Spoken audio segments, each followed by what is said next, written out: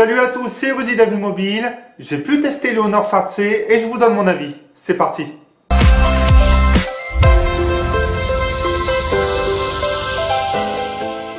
Nous allons commencer ce test en faisant le tour habituel du terminal. Donc sur l'avant, nous avons un écran de 5,2 pouces Full HD avec sur le haut de celui-ci les capteurs de proximité et de luminosité, l'écouteur pour les appels et le capteur frontal de 8 millions de pixels. Sur le bas, nous retrouvons le nom de la marque. Sur la tranche droite, nous retrouvons le bouton Power et volume haut, volume bas. Sur la tranche droite, le tiroir qui hébergera la carte SIM et la carte micro SD. Sur le bas, nous avons le port micro USB avec deux vis pour pouvoir démonter le smartphone et la sortie audio qui est sur la droite. Sur le haut, nous avons le port jack 3.5 mm et un réducteur de bruit pour l'enregistrement vidéo. Sur le dos, nous avons le capteur principal de 13 millions de pixels, son flash LED juste sur sa gauche et sur le bas, la marque Honor qui réapparaît. Pour le reste de la fiche technique, nous avons un processeur 8 cœurs Kirin 650 cadencé à 2 GHz, donc 8 cœurs à 2,02 GHz. Nous avons une GPU Mali T830, un écran Full HD, donc 1080 par 1920p, 2 Go de RAM et 16 Go de mémoire interne. Concernant le design, c'est très sobre. Sur l'avant, c'est très classique. Sur les tranches, très du contour du smartphone. Et sur l'arrière, on a cet effet alu brossé. D'ailleurs, il est en aluminium. C'est agréable en main. Par contre, les griffes et les traces se feront très vite. Mais l'aspect au toucher est vraiment très bon. Il me fait penser un peu au HTC One M, donc M8, M9, mais également au OnePlus 3, et ça lui donne vraiment ce côté premium. Pour l'ergonomie, on a un peu de mal à aller en haut de l'écran. Une deuxième main sera nécessaire pour accéder au tiroir des notifications et au haut de l'écran. Mais globalement, c'est plutôt bien optimisé. Je trouve que les parties supérieures et inférieures du smartphone restent raisonnables, du moins pour la taille de l'écran. Les bords ne sont pas fins, ne sont pas trop larges non plus, ça reste raisonnable. Les boutons sont accessibles, du moins pour ma part. Ensuite, tout dépendra de vous. L'ergonomie est vraiment plutôt bien pensée, c'est agréable au toucher. Cela dit, il faudra quand même forcer un peu pour accéder au bas de l'écran ou même sur le milieu. En ce qui concerne l'écran, c'est pas mal. Les couleurs sont bonnes, sont correctes. Je vais commencer tout de suite avec le point négatif. C'est les reflets. Surtout en extérieur, la luminosité est correcte, mais en extérieur, ça pourrait être gênant. Elle est pas assez puissante. La deuxième chose, c'est que les blancs tirent pas mal sur le jaune et les noirs sur le gris. Et ensuite, il y a un léger manque de finesse. Et en plus de ça, l'écran, à cause de cet effet jaune, donne un petit côté fade aux couleurs. Mais pour visionner de la vidéo, à l'utilisation au quotidien, c'est vraiment pas mal. Vous retrouverez quelques petites fonctionnalités comme on trouve chez les smartphones de chez Huawei et Honor, comme la température des couleurs, chaude, froide, ou la gérer selon ce que vous souhaitez avoir comme rendu des couleurs. Vous remarquerez que même si vous n'appuyez pas très fort sur cet écran, il sera vite violet. Pour l'interface, nous sommes sur de l'Android 6.0 Marshmallow avec MUI 4.1. Il n'y a pas de tiroir d'application, il y a quelques fonctionnalités intégrées comme secouer le smartphone pour ranger les icônes ou les trier. Et il y a également la fonctionnalité de pouvoir les ranger facilement lorsque vous téléchargez une application. On a accès ici au fond d'écran. D'ailleurs, sur l'écran de veille, on peut apercevoir que le fond d'écran change automatiquement. On peut insérer des widgets, modifier les transitions. On peut également changer la disposition de l'accueil, donc 4 icônes sur 4 ou 4 par 5. On peut également secouer, comme je vous l'ai dit, le badge sur les icônes d'application, donc comme Facebook, etc. Cela vous indiquera si vous avez des notifications sur ces applications et la boucle d'écran. C'est-à-dire que vous pourrez tourner à l'infini sans qu'il y ait de fin sur l'accueil. Il est vrai que j'apprécie MUI, du moins maintenant. Encore une fois, j'en ai oublié le tiroir des applications. Le petit problème, c'est que je ne sais pas si ça vient du processeur de l'écran ou autre, c'est qu'on aperçoit quelques légers ralentissements lorsque l'on utilise le smartphone. C'est vraiment très léger, mais parfois on a l'impression que ce n'est pas hyper fluide. Nous allons parler photo. Voici l'interface. Donc en slidant de la gauche vers la droite, nous accédons à tous les modes et de la droite vers la gauche aux paramètres. En ce qui concerne la résolution, ce sera du 13 millions de pixels au dos, mais en format 4/3. Si vous souhaitez du 16/9, il faudra réduire à 10 millions de pixels. Pour le capteur frontal, ce sera la même chose. Il faudra passer de 8 millions de pixels en 4/3 à 6 millions de pixels si vous souhaitez du 16/9. En allant dans la galerie, on peut apercevoir nos clichés ainsi que les albums en slidant vers la droite. En très bonne condition, on a vraiment du détail, on a quelque chose de très correct.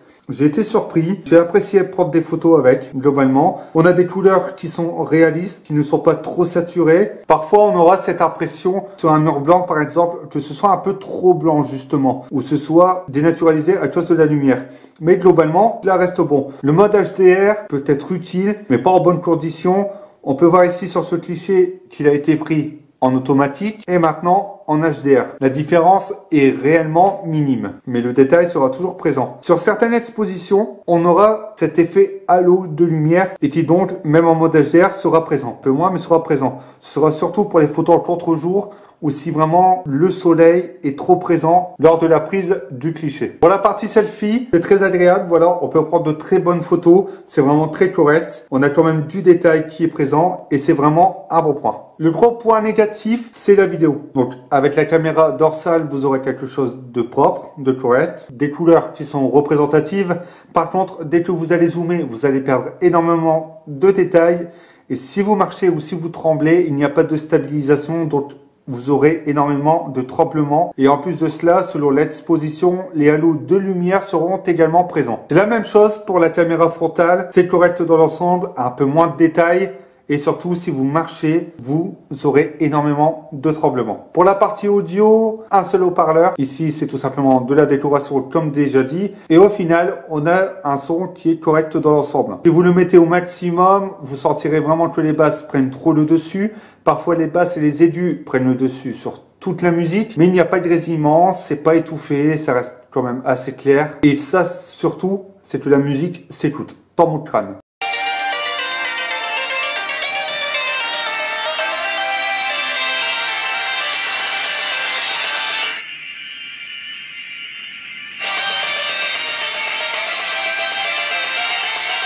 Pour la partie jeu, c'est correct. Les chargements ne sont pas trop longs.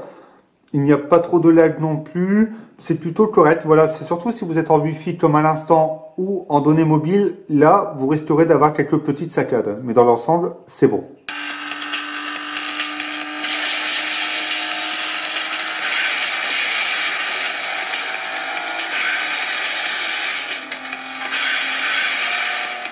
Petite remarque, le smartphone lors des jeux 3D ou vraiment bien poussé va avoir tendance à chauffer sur toute cette partie, mais également sur la partie basse de l'écran.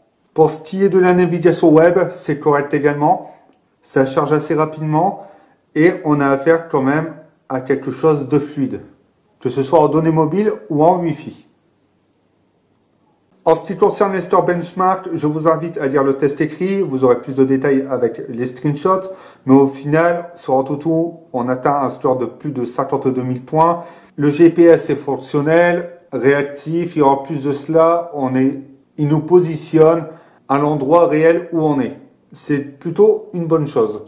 On passe à l'autonomie. C'est vraiment très bon. J'ai atteint les 5 heures d'écran allumé, à un peu plus de 5 heures. Mais c'est vraiment correct. Petit point noir, c'est ce que j'ai vu avec d'autres testeurs qui l'ont eu également, c'est que c'est un processeur gravé en 16 nanomètres et avec le Kirin 650, on devrait pouvoir faire plus, normalement. Mais si vous ne jouez pas à des jeux 3D, vous faites une utilisation réseaux sociaux, Internet, etc. et vous privilégiez plus le Wi-Fi aux données mobiles, au final, plus de 5 heures, ça peut être faisable. Aucune charge rapide n'est présente.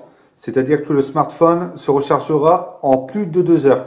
Voire 2h30 grand maximum. C'est un peu le point noir concernant cette batterie. Je vais conclure en vous donnant mon avis sur cet Honor 5C. On est face à un smartphone vendu entre 160 et 200 euros. Il a tout ce qu'on attend. C'est fluide, c'est réactif, l'autonomie est correcte, les photos sont correctes. À ce prix, il vaut le coup. Et c'est surtout qu'on a cette sensation quand même d'aluminium qui est présente et qu'on ressent en main. Et c'est ce qui fait que le smartphone ne fait pas son prix une fois qu'on l'utilise.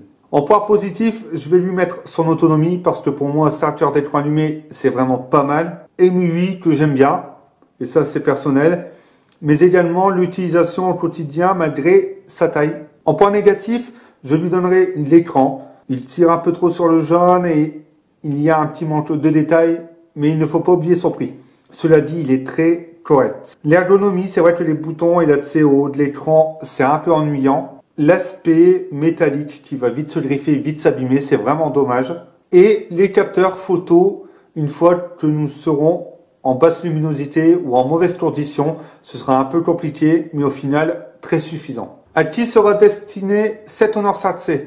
Tout simplement aux utilisateurs qui souhaitent ne pas mettre le prix pour un smartphone qui est capable de tout faire tourner au quotidien.